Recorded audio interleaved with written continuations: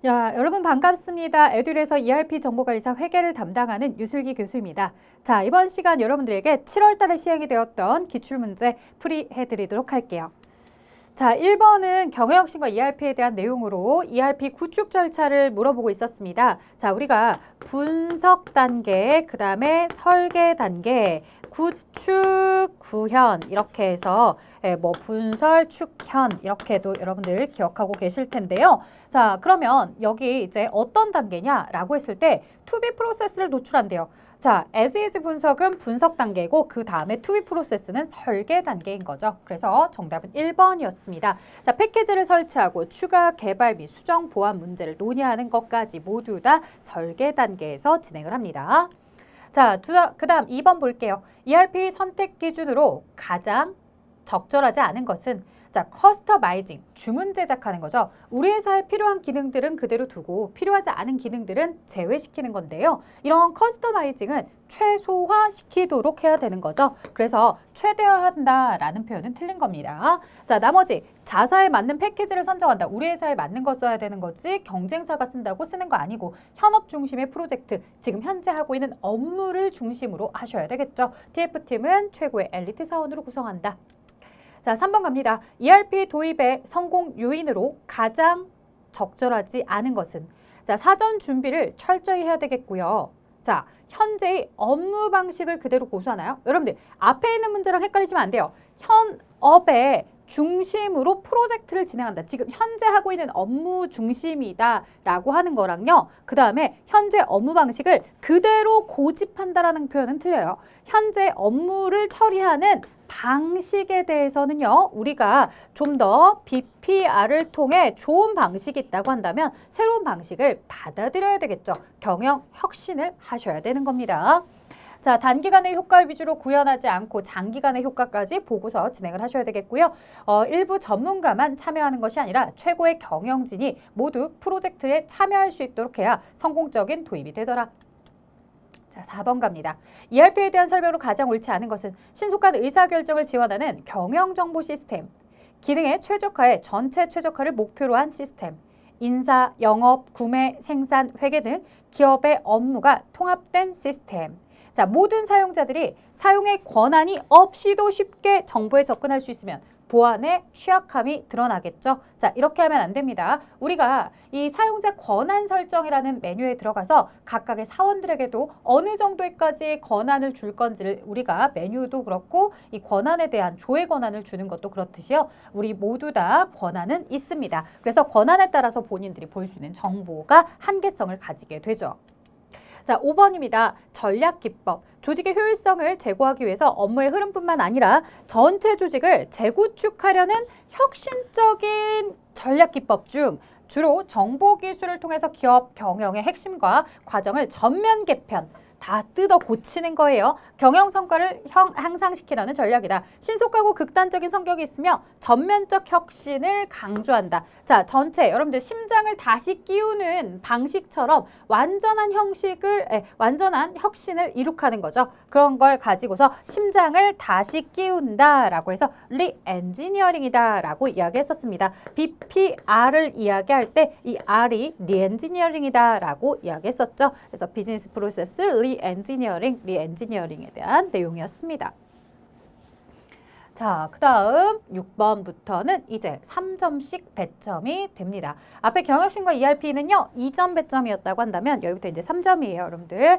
자, 보기의 내용과 가장 부합되는 재무회계의 질적 특성에 대해서 물었어요. 우리가 이제 질적 특성이다 라고 하면은 신뢰성과 목적 적합성에 대해서 이야기하게 되는데요. 자, 그러면 이 아래 적시성이다, 중립성이다, 검증 가능성, 표현의 충실성 이렇게 나와 있는데요. 우리가 신뢰성을 가지기 위해서는 중립적이고 검증 가능하고 표현의 충실성을 가지고 있어야 된다. 표, 검, 중 이렇게 세 가지 기억하고 있고요. 예측가치, 피드백가치, 적시성은 목적 적합성에 대한 내용이겠죠. 자, 그런데 여기서 질적 특성이 다른 하나를 고르세요가 아니었어요. 이 박스 안에 보기에서 무엇을 설명하고 있느냐? 이걸 물어본 문제였습니다. 동일한 경제적 사건이나 거래에 대해서 동일한 측정 방법을 적용할 경우 다수의 독립적인 측정자가 유사한 결론에 도달할 수 있어야 된대요. 자, 유사한 결론에 도달해야 된다는 것은 검산을 했을 때 검산이 돼야 된다는 거죠. 수학 문제를 풀었을 때 내가 풀어본 방식과 다른 방식으로 풀어도 동일한 값이 나오는지를 검산해 본다고 하잖아요. 회계 같은 경우에는 이렇게 측정 방법에 대해서 우리가 동일하게 측정을 했을 때 유사한 결론에 도달을 해야지만 신뢰할 수 있는 정보라는 거죠. 그래서 검증 가능성의 설명입니다. 7번입니다. 재무제표의 작성과 표시의 일반 원칙의 내용으로 가장 보기 힘든 하나는 무엇인가? 자, 계속기업을 전제로 재무제표를 작성한다 라고 되어 있죠. 자, 맞아요. 우리 회사가 당장 올해 1년만 영업하고 끝낼 것이 아니라 앞으로도 쭉 계속해서 영업을 진행할 거기 때문에 내용 연수가 5년짜리, 10년짜리 이런 자산들이 존재할 수 있는 거죠. 자, 재무제표의 작성과 표시의 책임은 경영자가 지는 겁니다. 회계 담당자가 지는 게 아니라 경영자, 최종 사인을 하는 경영자의 책임입니다. 자, 모든 자산과 부채는 원칙적으로 상계하여 순액으로 표시한다. 틀렸죠? 상계, 순액 틀렸습니다. 자, 총액주의다라고 이야기합니다. 전체 총액으로 기록해 주셔야 됩니다. 자, 재무제표의 기간별 비교 가능성을 제고하기 위해서 전기 재무제표의 모든 정보를 단기와 비교하는 형식으로 표시한다. 비교 가능성이죠. 자, 그래서 우리가 이제 틀린 표현은 바로 순액으로 표시해야 된다라는 3번이 틀렸다. 총액주의였다. 자, 8번 갑니다. 보기는 주식회사 생산의 당해 기말 재고자산 관련 자료이다. 이들 항목 중 기말 재고자산에 포함할 수 있는 것을 모두 고르면 이렇게 물어봤습니다. 자, 우리 회사 기말 재고가 될 수 있는 거 보도록 할게요. 장기 할부 조건으로 판매한 재화. 자, 여러분들 장기 할부 조건이다. 장기, 단기 중요하지 않아요. 여러분들 세법이랑 헷갈리시면 안 돼요. 회계에서는요. 할부 조건이다 라고 해서 물건을 판매하면 인도 기준에 의해서 바로 우리는 매출했다, 팔았다, 더 이상 나의 재고 자산이 아니다 라고 이야기하게 됩니다. 자, 목적지, 도착지, 인도 조건으로 판매한 운송 중인 재화예요. 여러분들 쉽게 말하면 내가 마트의 입장이라고요. 마트의 입장에서 물건을 배송해 주기로 한 거죠. 그런데 아직 고객의 집에 도착하지 않았어요. 그러면 도착하기 전까지는 누구다? 우리의 재화이다. 자, 그 다음에 시용 판매용으로 고객에게 제공한 재화이다.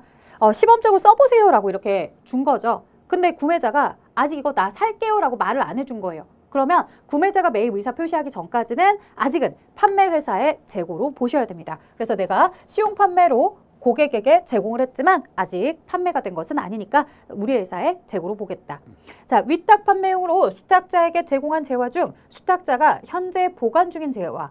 자, 내가 위탁 판매로 팔아주세요 라고 수탁자에게 보냈어요. 근데 수탁자가 아직 팔지 않고 가지고 있대요. 그러면 위탁자 재고가 됩니다. 따라서 니은, 디귿, 리을번이 있는 내용으로 하셔야 되겠고요. 포함할 수 있는 것을 모두 고른 것은 했으니까 정답은 4번이 되어야 하는데 답이 잘못 체크가 되었네요. 자, 4번으로 체크를 바꿔줘야 됩니다. 여러분들. 이거 원래도 원안에도 답은 4번이었어요. 제가 이거 작업을 하는 과정에서 실수한 거지 정답은 원래대로 4번이 맞습니다. 자, 그 다음 계속해서 보도록 할게요. 9번입니다.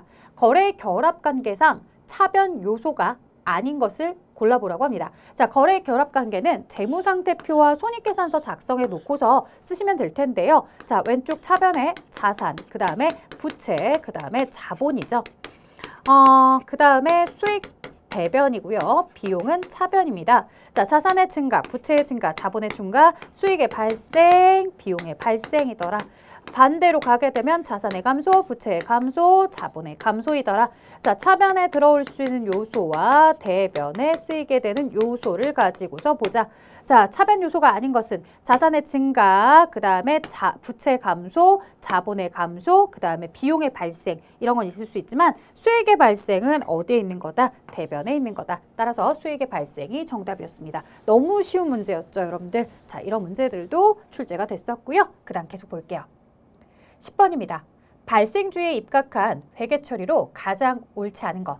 자, 단기에 미지급된 단기분 보험료를 단기 비용으로 계상한다. 맞아요, 여러분들. 우리가 발생주의라는 건 현금주의랑 달리 회사가 이 보험료라는 비용에 대해서 당해년도에 지급이 되지 않았다 하더라도 미지급된 비용에 대해서 손익계산서에 보험료, 비용으로 처리하도록 하는 거죠. 자, 그다음 건설공사에 대해서 공사 수익을 공사 진행률에 따라 매년 인식한다. 그러니까 공사에 대한 대금을 수령했다, 수령하지 않았다. 이게 중요하지 않는다는 거예요. 내가 그 공사를 위해서 투입한 원가가 전체 원가 중에 실제로 투입한 원가가 얼마냐라고 했을 때 공사 공사 계약에 대한 계약 대금에다가 전체 중에 지금 현재 발생한 원가만큼, 발생한 비율만큼 이 공사 진행률에 따라서 우리가 수익을 인식하는 것이지 공사 대금의 수령 여부를 가지고 수익을 인식하는 게 아니었죠. 이 발생주의에 따라 가는 거 맞습니다.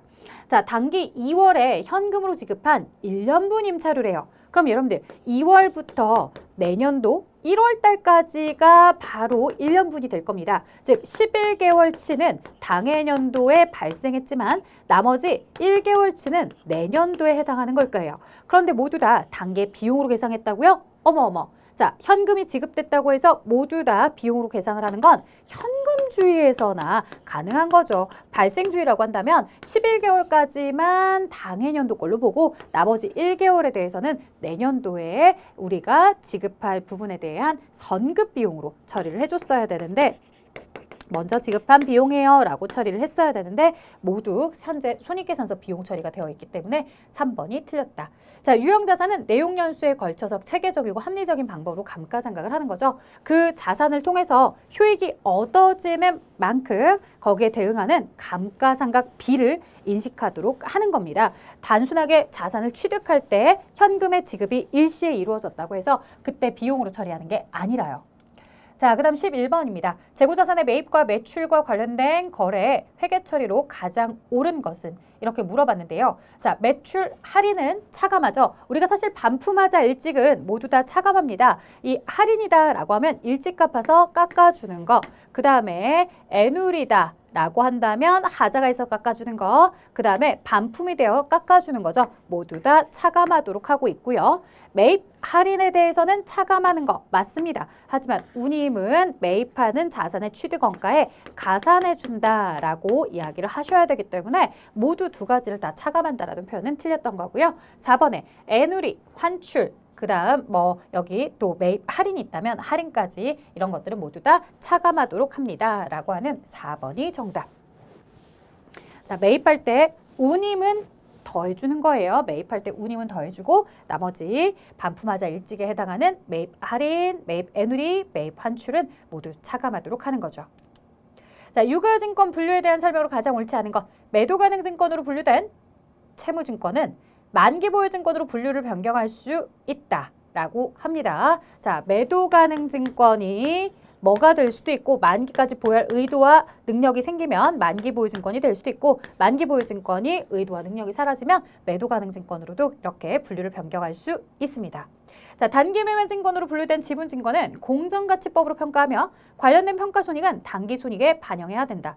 자, 맞아요. 공정가치로 평가하는 부분에 대해서 단기매매증권과 매도가능증권이 있는데요. 이 공정가치로 평가했을 때 단기매매증권의 평가손익은 손익계산서에 영업의 수익, 영업의 비용이죠. 하지만 조심할 점, 매도가능증권에 대한 평가손익은 재무상태표 자본의 기타 포괄손익 누계액에 들어가는 것도 같이 구분해서 기억해 주셔야 됩니다. 자, 매도가능증권으로 분류된 지분증권을 1년 이내에 처분할 것이 거의 확실할 경우에는 만기보유증권으로 분류 변경한다? 아니죠, 여러분들. 자, 우리가 이거 유동자산, 투자자산 그때 배울 때도 얘기했었는데요. 단기매매증권이다 라고 하면 유동자산이죠. 그런데 이 매도가능증권과 만기보유증권과 지분법 적용 투자주식은 모두 투자자산에 속하고 있습니다. 자, 헌데요. 이 채무증권을 가지고서 우리가 표현할 수 있는 매도가능증권이나 만기보유증권은 시간이 흐르다 보면 1년 이내에 될 수도 있더라. 그때는 어디로 가게 된다? 똑같이 유동자산 쪽으로 갈 수 있게 됩니다. 자, 유동자산 쪽으로 갔다고 할 때 명칭을 바꾸는 것이 아니라 계정 과목 똑같이 매도가능증권, 만기보유증권인 거죠. 자, 그런데 뭐가 된다라면 1년 이내에 처분할 것이다. 1년 이내에 만기가 된다라고 한다면 매도가능증권이나 만기보유증권도 투자자산이 아닌 유동자산에 해당하는 내용으로 이렇게 바꿔서 쓰게 됩니다. 자, 그래서 만기보유증권으로 분류를 변경하는 게 아니라 매도가능 증권 중에서도 투자자산 코드를 이렇게 유동자산 코드로 바꿔놓겠구나 라고 기억을 해주셔야 됩니다. 자, 지분증권을 취득해서 피투자 기업에 대해 유의적인 영향력을 행사할 수 있게 된 경우에는 지분법 적용 투자 주식으로 분류를 해야 된다. 자, 내가 그 회사를 지배할 목적으로 우리가 취득을 하게 되면 지분법 적용 투자 주식이라고 하죠. 자, 13번 갑니다. 자본거래와 손익거래에 대한 설명으로 옳은 것. 사실은 이 자본거래, 손익거래 이런 것들을 나누어주는 이유가 자본에서 자, 자본금, 그 다음에 자본잉여금, 자본조정, 그 다음에 기타 포괄, 그리고 이익잉여금이다 라는 얘기를 가지고서 이야기하게 될 텐데요. 이 자본잉여금과 이익잉여금에 대해서 언급을 할 때 자본거래에 대한 잉여금, 그 다음 이익거래, 손익거래에 대한 잉여금 뭐 이렇게 나누는 이야기를 가지고 주로 얘기하는데요. 자, 주식발행 초과금은 자본잉여금에 들어가는 것으로서 자본거래에 해당한다 라는 표현 맞고요. 자, 자본거래는 자본 증감에 영향을 미친다. 이 자본잉여금에 들어가게 되는 주식발행 초과금이라든가 그 다음에 감자 차익이라든가 그 다음에 감자 차익 그리고 자기주식 처분이익 이런 거래들이 있게 되면 자본의 증가 감소에 영향을 미치게 되고요. 자, 단기매매증권 처분이익은 손익거래 맞아요. 얘는 손익계산서에 들어가는 영업의 수익이기 때문에 손익거래에 해당이 됩니다. 자, 손익거래는 자본 증감에 영향을 미치지 않는다라고 하는데요. 이 부분은 틀렸죠. 손익거래도 단기순이익이 증가하게 되면 단기순이익이 증가하는 만큼 이익잉여금이 증가하기 때문에요. 이 자본 전체의 합계에도 증가를 가져오게 되는 거죠. 자, 그래서 정답은 기역, 니은, 디귿을 이야기하고 있는 4번이 맞는 표현입니다.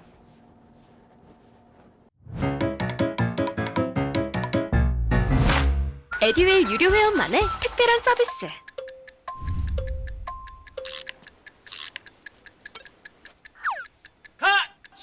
하차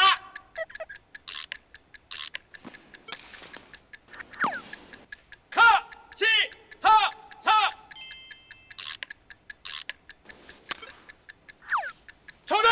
같이 하자 친구야 에듀윌 유료 회원!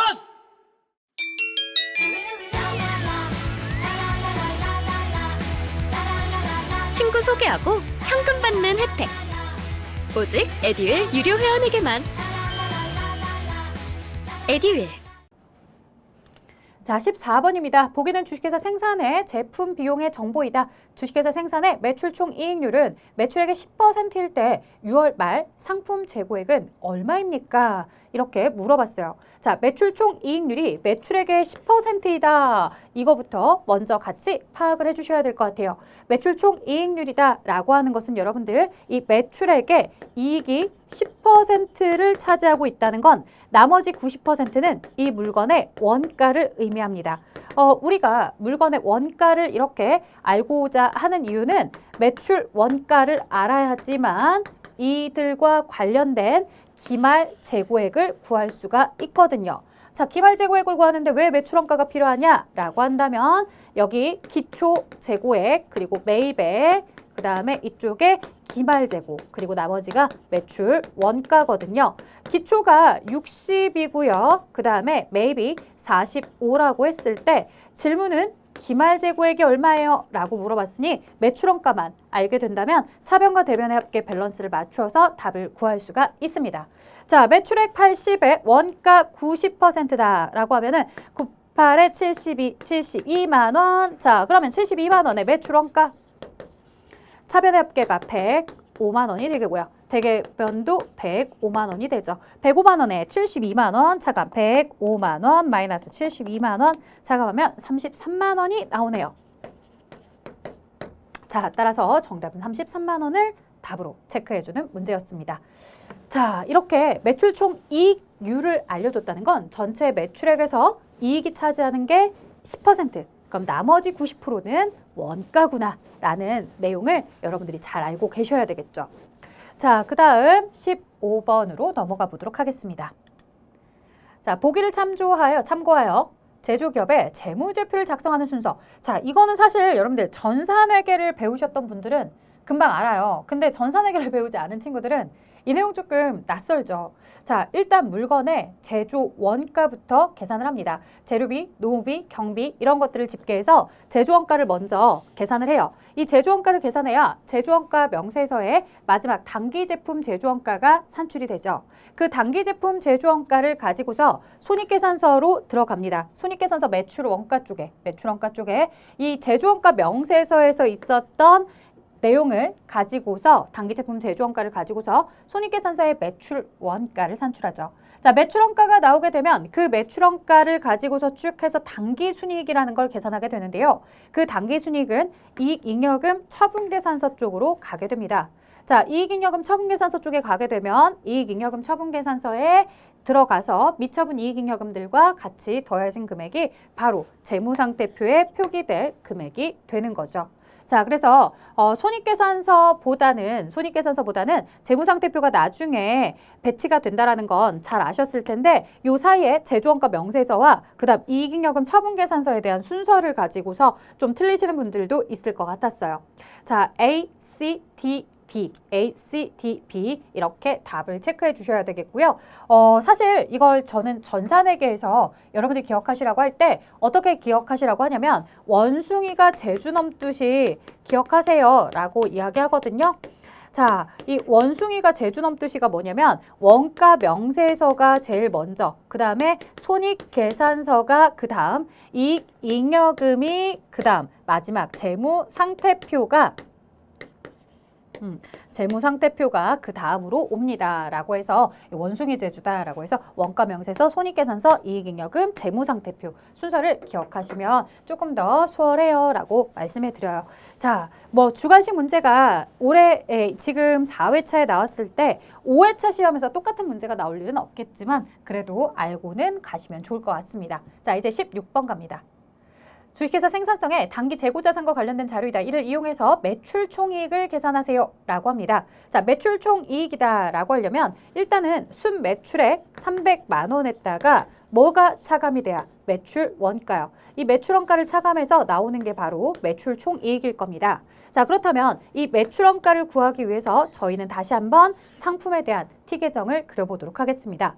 자, 기초재고액 10만 원, 기말재고액 20만 원, 우리가 알고 싶은 건 바로 매출 원가이다. 자, 매출 원가를 산출하기 위해서는 매입액을 알아야 되는데 조심할 점. 매입액은 총 매입액이다. 자, 매입 할인과 그 다음에 매입 애누리를 모두 차감하고서 계산해 주자. 130에 이 총 매입액에다가 이렇게 매입 할인과 애누리 10, 10, 20을 최종적으로 차감하시면 이 매입액 순매입액은 110입니다.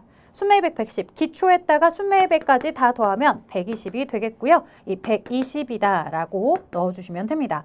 자, 기말재고액 20을 차감하시면 매출원가가 100만 원이 되었다라는 것까지 여러분들이 나올 수 있습니다. 자, 그런데 조심할 점. 이렇게 실컷 구해놓고서 와, 나 드디어 매출원가를 구했어 라고 하면서 본인이 뭘 구하려고 했었는지를 까먹는 분들이 있더라고요. 자, 내가 구하는 건요. 매출 원가 100만 원이 아닙니다. 내가 구해야 되는 건 바로 매출 총이익입니다. 따라서 300에서 100만 원의 매출 원가를 차감한 200만 원의 매출 총이익을 계산해 주셔야 되는 문제였습니다. 그래서 문제를 푸시다가 한참 자기 자신에 취해서 내가 뭘 계산하려고 했었지? 라는 걸 잊으시면 안 돼요, 여러분들. 자, 그 다음 17번입니다. 단기 매매 증권 및 매도 가능 증권은 원칙적으로 공정가치로 평가하고, 자, 삼각호 원가법으로 측정하는 건 누구예요? 지분법 적용 투자 주식은 지분법으로 평가한다고 했습니다. 삼각호 원가법은 만기보유 증권이죠. 만기보유. 자, 18번 갑니다. 부가가치세법상 납세 의무자에 대한 설명 중 가장 옳지 않은 것은, 자, 발생된 세금을 실질적으로 부담하는 자이다. 여러분들, 납세 의무자. 우리 부가가치세법의 가장 큰 특징은요. 간접세의 성격을 가지고 있다라고 하거든요. 이 간접세의 성격을 가지고 있다는 건 뭐냐면 세금에 대해서 신고하고 납부하는 납세 의무자와 그 다음에 실질적으로 세금을 부담하는 담세자가 서로 일치하지 않는다라고 이야기해 드렸습니다. 세금을 실질적으로 부담하는 담세자는 우리들 같은 소비자이지만 세금에 대해서 납세 의무를 가지고 있는 사업자가 바로 있기 때문에 서로 다르다. 라고 이야기했었죠. 그래서 발생된 세금을 실질적으로 부담하는 자이다 라고 했을 때 아니다. 실질적으로 부담하는 사람은 담세자라고 부르는 거고 사업자는 신고와 납부만 하는 것이다 라고 이야기해 주셔야 됩니다. 따라서 정답은 1번이 틀렸다. 자, 원칙적으로 재화나 용역을 공급하는 사업자, 사업자란 영리든 비영리든 상관없다 그랬었어요. 그리고 직원으로서 고용된 상태가 아니라 사업상 독립적. 개인이라도 외국에서 재화를 수입하게 되면은 이 경우에는 우리가 납세 의무자에 해당하고 있었죠. 자, 그 다음 계속해서 다음 내용으로 들어가 보도록 할게요. 19번입니다. 자, 보기와 같이 주식회사 생산의 제2기 부가가치세 매입 거래가 발생한 경우 매입세액을 계산하면 얼마입니까? 라고 나와 있습니다. 자, 매입세금 계산서는 공급가액 합계는 50만 원. 여기에는 제품 운반용 화물차 수리비 공급가액 4만 원이 포함이 되어 있다. 사원 교육을 위한 도서를 구입하고 받은 계산서의 공급 대가는 3만 3천 원이다. 왕국회관에 직원 회식을 하고 받은 신용카드 매출 전표의 공급가액이 2만 원이다 라고 되어 있는데요. 자, 매입 거래가 발생한 경우 부가가치세 매입세액이다 라고 했는데요. 조심할 점, 계산서가 등장을 합니다. 계산서는요, 여러분들 우리가 면세 상품에 대해서 계산서가 발급이 되는 거죠. 따라서 얘는 세금을 면제받은 부분이기 때문에 사실 표현은 공급 대가라고 하지만 이 안에는 부가세가 없어요. 부가세가 없어요. 자, 그 다음에 매입세금 계산서 공급가액의 합계는 50이다 라고 되어 있고요. 이미 이 화물 운반차에 수리비가 포함이 되어 있대요. 근데 이걸 또 굳이 제거하시는 분들이 있어요. 왜냐? 비영업용 소형 승용차가 생각이 난 거죠. 자, 걔는 승용차이기 때문에 매입세액을 공제받을 수 없으니까 얘기한 거겠지만 여기서는 뭐더라? 화물차이다. 그리고 또 하나 여러분들 그거 아세요? 지금 여기서요. 부가가치세 매입 거래가 발생한 경우 부가가치세 매입세액을 계산하면 얼마냐 라고 했지 공제가 가능한 세액인지 공제가 불가능한 세액인지를 물어본 건 사실상 아니었어요. 그래서 이게 승용차라 나온다 하더라도 의심은 해보셔야 될 겁니다. 자, 그러면 공급가액 합계가 50만 원. 일단 승용차에 대한 것이든 화물차에 대한 것이든 일단 내가 부담한 세액에 대해서는 50만 원의 10%인 5만 원의 세액을 부담했을 것이다. 자, 왕국회관에서 회식을 했습니다. 매출 전표의 공급가액이 2만 원이죠. 카드 결제에 대해서도요. 이 회식비와 관련해서 우리 직원에 대한 회식비 세액을 공제받을 수 있고요. 물론 뭐 지금 이 질문이 공제가 가능한 세액을 물어본 건 아니었지만 과세사업자에게 내가 물건을 구매하고서 부담한 세액, 과세 물품에 대한 세액이 있을 것이다. 따라서 5만 2천 원의 부가가치세 매입세액이 있다라고 해서 5만 2천 원을 정답으로 하는 문제였습니다.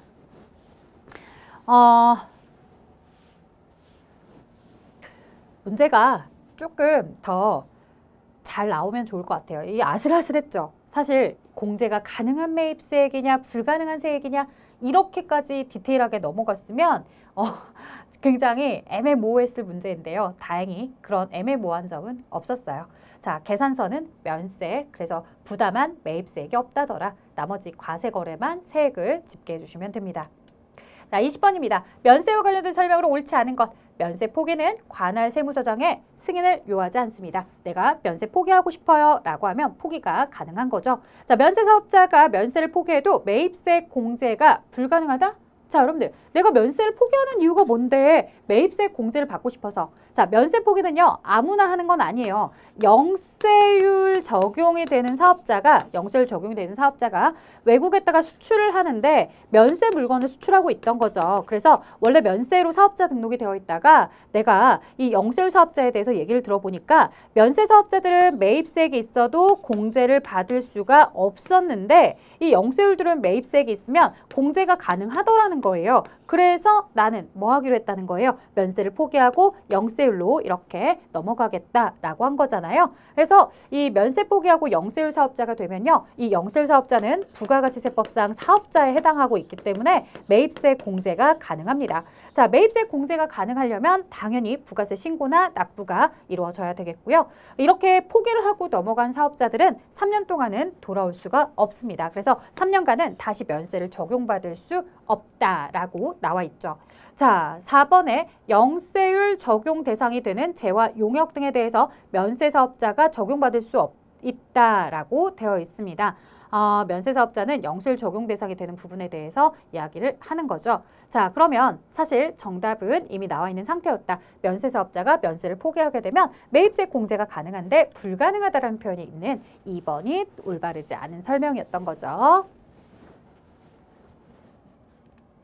자, 이제 21번 보도록 할게요. 부가가치세법상 세금계산서의 발급 시기에 대한 설명 중 가장 옳지 않은 것, 재화와 용역의 공급 시기를 작성일자로 발급함이 원칙이다. 네, 물건을 공급했을 때 세금계산서의 작성일자. 자, 그 다음 재화 용역의 공급 시기 전에 대가의 일부 또는 전부를 받고 받은 대가에 대해서 세금계산서를 발급하는 거. 우리가 물건의 공급 시기에다가 세금계산서 발급이 원칙이다 라고 했는데요. 선 세금계산서 가능하느냐라고 했을 때 요거 오케이 가능하다 이거였죠.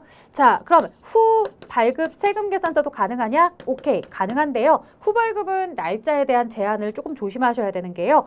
물건에 대해서 공급을 하고 났을 때 월합계 세금계산서로 하겠다라고 하게 되면 월합계 세금계산서는 예를 들어서 1일 날짜부터 시작해서 말일 날짜까지 예를 들어 뭐 1월 1일이다 라고 하면 1월 31일까지 이렇게 공급한 부분에 대해서 이 날짜 마지막 날짜를 작성 연월일로 하시고서 이 세금계산서 발행을 다음 달 10일까지는 반드시 발행을 해줘야 된다 라고 이야기했었죠. 자, 재화 용역의 공급 시기 전에 대가를 받지 않은 경우에도 며칠 안에만 받으면 7일 이내만 받으면 선발행 세금계산서를 인정해주고 있었습니다. 자, 거래처별로 1여월 이내의 사업자가 임의로 정한 기간에 공급가액을 합계해서 그 기간의 종료일자를 작성 연월일로 해서 세금계산서를 발급한 경우에 그 기간의 종료일자까지 발급할 수 있다. 자, 어디까지는 맞았냐면요. 요 앞부분까지는 맞았어요. 꼭 1일부터 말일까지가 아니라 특정하게 서로가 임의로 정한 기간도 가능해요. 그리고 말일 날짜를 작성일, 마지막 날짜를 작성일자로 하는 거죠. 자, 그리고 나서 발급은 언제까지다? 다음 달 10일까지 발급입니다. 그런데 종료일까지만 발급이라고 했기 때문에 4번의 보기가 정답이 된 것이었습니다.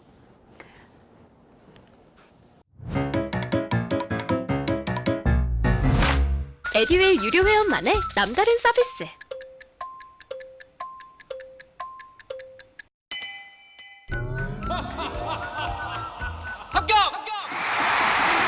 합격하고 돈도 받는 혜택. 오직 에듀윌 유료 회원에게만. 에듀윌. 무료 합격!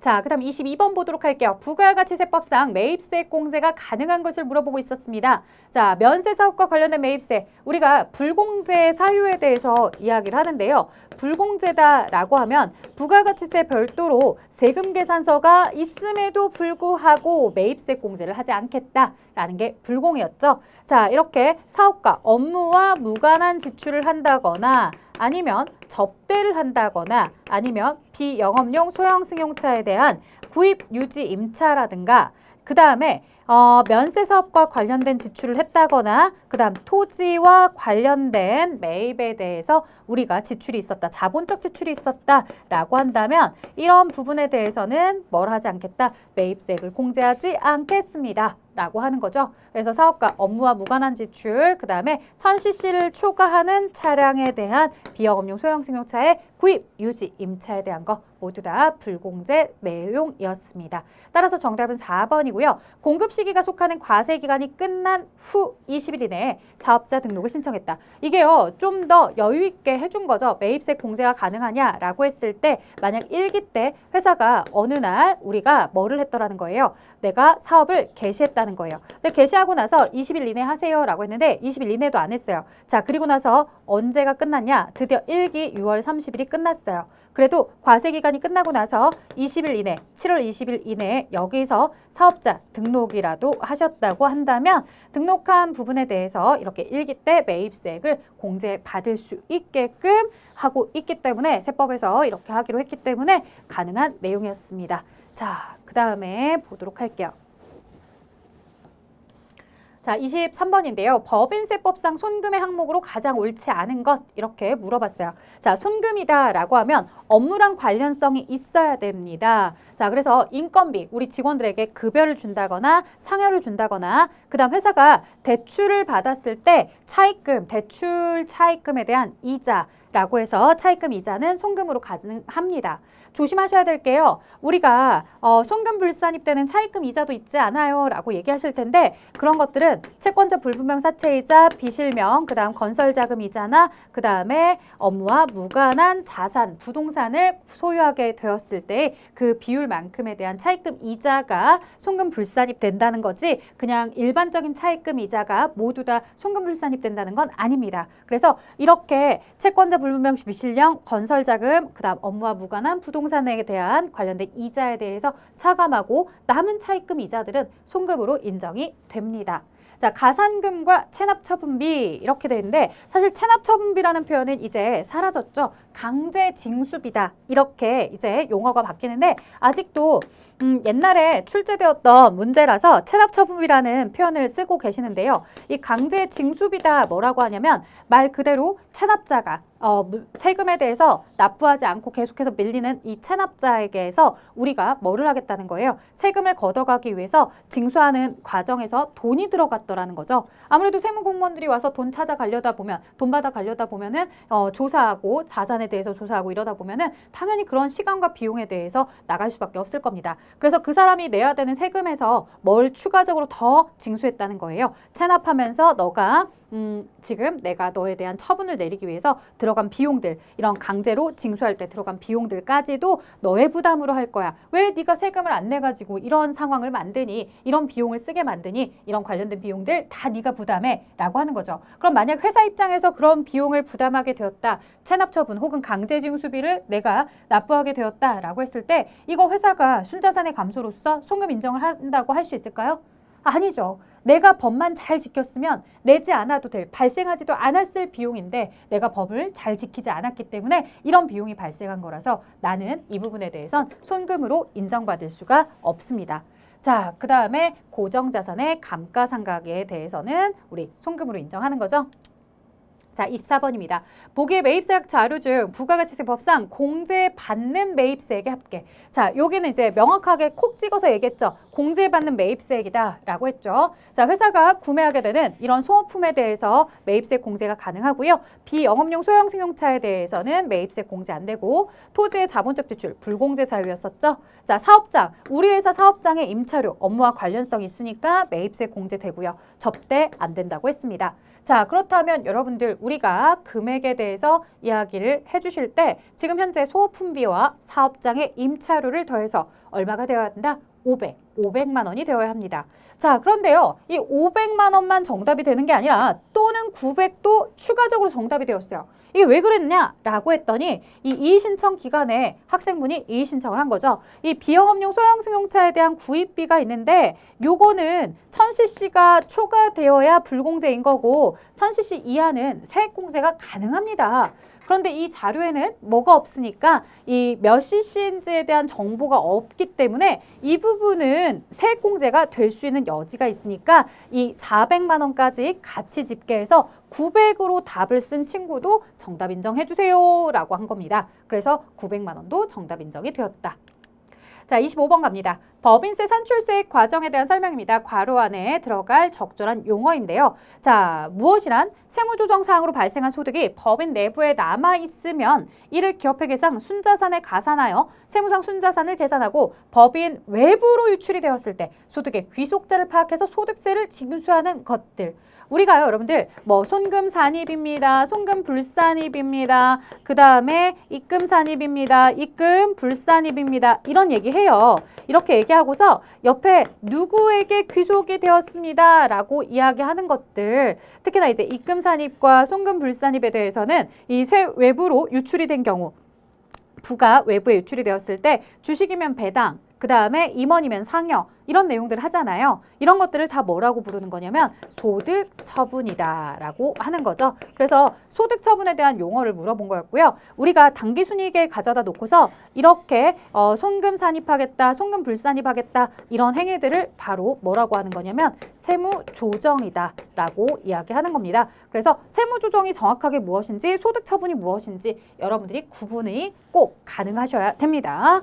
자, 다음 내용으로 들어가 보도록 할게요. 26번입니다. 자, 법인세 세무조정 계산서 작성 시 소득금액 조정 합계표 및 자본금과 적립금 조정 명세서 을서식의 작성과 연관이 된 거. 사실은 얘가 핵심이죠. 자본금과 적립금 조정 명세서 을서식이다라고 하면은 소득처분이 유보로 처리되는 아이들이 바로 저 을서식에 들어가는 거거든요. 자, 대손충당금의 한도 초과액, 외상매출금 받으러 온과 같은 채권, 잔액에 대한 밸런스 차이가 발생하고 있기 때문에 얘는 유보로 소득처분하고요. 임원의 상여금, 사실 상여금은 그냥 송금 인정이 됩니다. 그러니 사실 이 내용으로서는 충분하게 파악이 안 되는데 좀 더 출제자가 잘 내시려고 했다면 임원 상여금의 뭐 한도 초과액 이렇게 얘기를 해주면 더 좋았을 것 같아요. 그래서 만약 임원 상여금의 한도 초과액이다 라고 한다면 상여로 우리가 소득 처분을 해줄겠고 접대비 한도 초과액이다 라고 하면은 기타 사회출입니다. 이렇게 이야기를 하게 됩니다. 자, 건물의 감가상각비 한도액은 유보로 소득 처분하게 되는 항목이죠. 자, 따라서 대손충당금과 감가상각을 더해서 700, 1400이 정답이었습니다. 자, 27번입니다. 원가의 분류 기준에 따른 원가 구분의 연결이 옳지 않은 것은 원가의 발생 행태, 행동 상태, 변동 원가, 고정 원가, 의사결정과의 관련성에 따라 관련 원가, 비관련 원가. 자, 그 다음에 제조활동과의 관련성에 따라서 제조원가냐, 비제조원가냐. 원가의 통제 가능에 따라 통제 가능 원가, 통제 불능 원가. 이렇게 구분이 됩니다. 자, 28번입니다. 정상개별원가 계산에서 제조간접비 배부 차이 금액을 조정하는 일반적인 방법으로 올바르지, 옳지 않은 것은 자, 제조간접비의 배부 차이다 라고 해서 과대배부다, 과소배부다 이렇게 배부 차이가 나왔다고 해요. 그럼 이걸 가지고서 영업의 수익으로 넣을지, 영업의 비용으로 놓을지 아니면 매출원가에 가산할지, 매출원가에 차감할지 아니면 각각의 제공품, 제품, 매출원가 요소에다가 가져다가 넣고서 이 제조 간접비에 대해서 차이 나는 부분을 우리가 정리를 하게 될지 이런 부분들을 가지고 요소별 비례배분법이다 라고 하는 거죠. 자, 단계배분법이 아니라고요. 단계배분법은요, 우리가 이 직접배분법, 상호배분법과 관련해서요, 바로 보조 부문의 제조 간접비를 제조 부문으로 가져다가 배분하는 방식이죠. 자, 29번 보겠습니다. 원가 내역에 대한 CVP 분석 내용으로 옳지 않은 것은 이렇게 물어봤는데요. 지금 변동 원가율이다 라고 나와 있어요. 변동 원가율이 나왔다는 건요, 여러분들 100만 원의 매출액에다가 이 변동 원가율에 대해서 60%를 제거해 주시면 나머지 40%에 해당하는 게 바로 공헌 이익률이 된다는 얘기예요. 자, 그러면 공헌 이익률은 40%고 공헌 이익은 매출액의 40%에 해당하는 40만 원이 공헌 이익이 되는 거겠네요. 자, 그러면 우리가 매출액 100만 원에다가 변동 원가에 대한 60%의 이 변동 원가율을 적용한 변동 원가를 차감해 주시고요. 변동 원가를 차감하고 남는 나머지를 공헌 이익으로 보겠죠. 자, 공헌 이익에다가 고정 원가 30만 원을 제거해 주시면 이 고정 원가 30만 원이 제거가 된 나머지 10만 원이 바로 영업이익입니다. 얘가 공헌 이익이었고요. 얘가 바로 영업이익인 거죠. 자, 그러면 이런 영업이익이 나왔다라고 했을 때 여기에 이제 법인세율이라는 정보가 나와 있기 때문에 이 영업이익의 40%를 법인세로 내면은 나머지 부분에 대해서만 우리가 바로 회사의 당기순이익이라고 볼 수 있구나. 10만 원에서 40%에 해당하는 4만 원이 법인세로 빠지게 되면은 나머지 6만 원이 당기순이익이겠구나 라고 해서 여러분들이 또 파악을 할 수가 있을 것 같습니다. 그러면 우리 하나하나씩 볼 텐데요. 공헌이익률은 40%이다. 맞는 표현이죠. 자, 영업 레버리지도다 라고 해서 나오는데요. 영업 레버리지도는요. 영업 레버리지도는 공헌이익을 영업이익으로 나누는 거예요. 000. 그래서 영업 레버리지는 공헌이익을 가지고서 영업이익으로 나눠주는데 공헌이익이 40이고요. 영업이익이 10만 원이었습니다. 따라서 영업 레버리지도는 4이다 라고 이렇게 4라고 하셔야 되겠죠. 자, 도대체 저 0.25는 어디서 나왔느냐라고 했는데 바로 안전한계라는 게 있습니다. 안전한계는요. 이 영업 레버리지도를 거꾸로 가져다 놓은 거예요. 안전한계는요. 영업이익을 공헌이익으로 나눠주는 겁니다. 그래서 영업이익 10만 원을 40만 원의 공헌이익으로 나누게 되면 이때는 0.25가 나오죠. 그래서 안전한계가 됩니다. 그래서 안전한계는 요 영업 레버리지도를 거꾸로 뒤집어 놓은 거다라고 봐주시면 되겠고요. 요 영업 레버리지도 공헌이익을 영업이익으로 나와라. 0, 0, 0 이렇게 꼭 여러분들이 정리를 해주셔야 되겠죠. 자, 손익분기점 매출액이 75만 원인데요. 이 손익분기점 매출액은 어떻게 계산할 수 있냐면 고정원가 나누기 공헌이익률이죠. 자, 고정원가 나누기 공헌이익률 진행해 보도록 할게요. 30만 원 나누기 0.4다라고 하시면 75만 원이 나옵니다. 그래서 고정원가를 이렇게 공헌이익률로 나누게 되면은 손익분기점에 매출액이 나온다라는 사실도 알 수 있는 거였고요. 당기순이익 6만 원이다라는 표현 맞았죠? 자, 그래서 영업 레버리지도가 아닌 안전한계를 물어보는 내용이었는데 거기 이제 영업 레버리지도다라고 해서 틀린 내용이 있었습니다. 자, 영업 레버리지도 뒤에서 주간식에서도 또 여러분들이 보시게 될 텐데요. 한번 진행해 보도록 할게요. 30번입니다. 자, 이번에는요. 종합원가 계산 제도고요. 여러분들 공정의 진척도가 100% 시점에 전량 투입이 됩니다. 굉장히 특이하죠. 보통 재료는 공정을 시작하는 시점에 전량 투입이 되는데 여기는 끝나는 시점, 완성이 되어야 재료가 들어간대요. 그러면 완성이 되어 재료가 들어가니까 완성품 1000개다. 이렇게 직배하면 사실 끝나는 거예요. 자, 그런데 이제 선입선출법을 적용했을 때 재료 A의 총 완성품 환산량을 구하시오라고 하니까 조금 더 여러분들이 상세하게 봐주면 좋을 것 같아요. 자, 0%에서 100%다라고 했을 때 기초 200개가 진척도 20%인 상태에서 나머지 80%를 작업을 해준 거겠죠. 자, 그런데 완성품이 1000개니까요. 200개는 기초에 있었던 거고요. 나머지 800개가 처음부터 끝까지 작업이 된 거고요. 기말에 300개는 80%까지다 라고 해서 작업이 된 상태였습니다.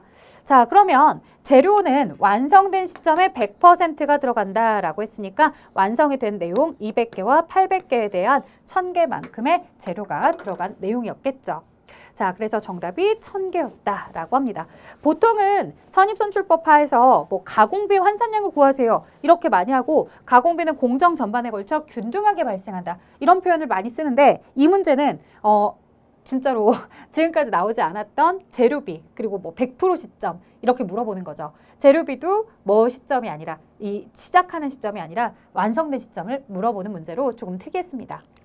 자, 31번입니다. 주식회사 생산성의 당해 회계자료 일부이다. 영업 레버리지도를 계산하면 얼마인가? 자, 앞에서도 보셨다시피 0, 0, 0이라고 했었습니다. 자, 영업 레버리지도는 공헌이익을 영업이익으로 나눠주시면 되는데요. 자, 공헌이익은요. 여기는 아예 변동원가 비율이 아니라 공헌이익률을 알려줬네요. 그러면 매출액의 공헌이익률을 곱해주시면 공헌이익이 40이더라 라고 나와요. 자, 그러면 매출액에다가 여기에 변동비를 차감했을 때 나오는 공헌이익이 40이더라. 그리고 고정비 20을 차감했을 때 나오는 게 영업이익이더라. 영업이익은 20이겠죠.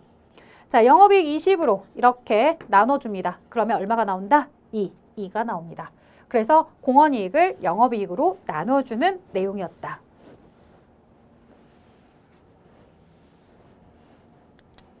자, 32번입니다. 재료비의 가격 차이를 분석하고자 한다. 직접 재료의 사용 시점에 가격 차이를 분석할 경우 직접 재료의 킬로그램당 실제 구입 가격을 계산하시오. 이렇게 문제가 나오고 있습니다. 자, 그러면 실제 재료 사용량이 나와 있고요. 이 표준 구입 가격이다 라고 해서 나와 있죠. 자, 우리에게 가격 차이를 알려줬어요. 그러면 여러분들 실제 수량 그 다음에 실제 가격. 자, 그 다음에 실제 수량. 수량은 똑같아요. 실제 수량. 왜? 가격 차이니까 가격이 표준 가격이다. 이렇게만 다른 거예요. 자, 질문에 대해서 표준 구입 가격은 알려줬고요. 100원. 그 다음에 실제 수량이 직접 재료 사용량이 1300kg이라는 것도 알려줬죠. 자, 실제 사용량이 1300kg이라는 거 알려줬어요. 우리에게 질문한 건 단위당 실제 구입 가격이에요. 킬로그램당 실제 구입 가격. 자, 이들에 대한 차이를 잘 파악해 주셔야 돼요. 13,000원에 불리한 차이가 나왔대요. 여러분들 이렇게 불리한 차이다 라고 하는 건 내가 예상을 했던 원가보다 실제 발생한 비용이 더 컸던 거예요. 원가 절감에 실패를 한 거죠. 실제로 물건을 제조할 때 더 많은 금액이 발생했기 때문에 불리하다고 얘기하는 거예요. 자, 그러면 여기 1300kg에다가 100원을 곱했을 때 나오는 금액이 얼마냐면 13만 원. 13만 원보다 13,000원 더 많이. 그래서 여기가 14만 3천 원이 발생했구나 라는 걸 알 수가 있는 겁니다. 이쪽은 13만 원인데 이쪽이 14만 3천 원이 발생했기 때문에 13,000원의 원가가 더 초과 발생했다. 그래서 회사는 불리한 상태이다. 자, 그럼 14만 3천 원 나누기 1300kg의 실제 킬로그램을 나눠주시면 여기 가격이 얼마다? 킬로그램당 110원이다. 자, 이 회사가 예상을 했을 때는 킬로그램당 100원씩에 사올 수 있어 라고 생각을 했던 거죠. 근데 실제로 사오게 된 가격은 110원씩 사오게 되었다. 그래서 가격 차이가 이렇게 발생을 한 거죠. 자, 우리에게는 이제 구입 가격의 차이를 물어본 건 아니었고 실제 가격이 얼마였느냐 해서 킬로그램당 가격을 계산하는 내용이었습니다. 자, 다음 내용으로 들어가서 여기까지였군요. 여러분 어떻게 여기까지 잘 따라오셨나요?